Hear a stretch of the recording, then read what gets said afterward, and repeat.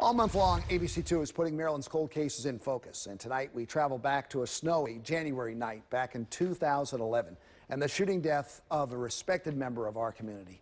In Focus reporter Don Harrison revisits Myra Kaysen's case in the hope somebody can bring her family closure. Her vehicle was somewhat sideways. It wasn't actually directly parked in a spot. Detectives John Poole and Jason McNamara are looking at the crime scene, as they have many times before, where Myra Kaysen lost her life January 28, 2011.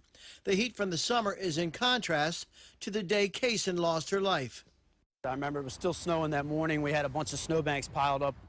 The detectives are trying to make sense of a crime where nothing seems to make sense.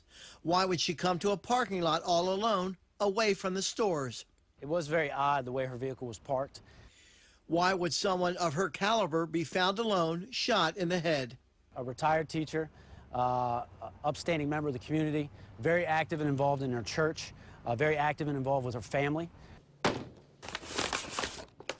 As detectives pore over hundreds of documents and crime scene photos, they have been able to determine some clues to this mystery. She was directed here. It was intentional that she came here, which led us as investigators to believe that she possibly knew her attackers, knew the killers, and that it was not a targeted or random event. We do know that she was also shot with a smaller caliber handgun and that it was at close range. Another bullet grazed Miss Kaysen and lodged into the door. So this was a piece of the ballistic evidence, the projectile that we recovered. It's a small caliber projectile from a handgun. Here at the scene of the homicide, there are two sets of surveillance cameras pointed this way. One at the car dealership, the other one on top of that office building. Both of them were having difficulties that day.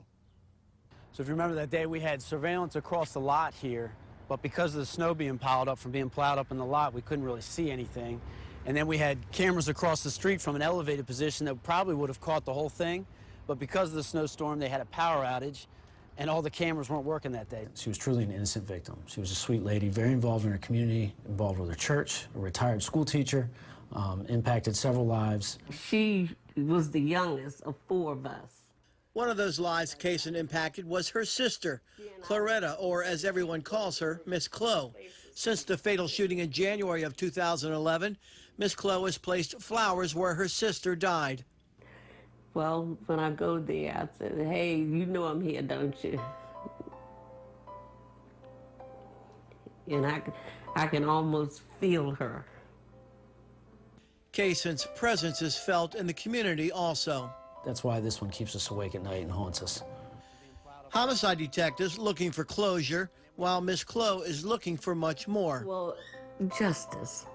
Because people tell me, said, if they catch the person that did this, you'll have closure. No, it will never be closure. Justice, yes, but you can't close someone out that's been a part of your life like that. In Glen Burnie, Don Harrison, ABC2 News.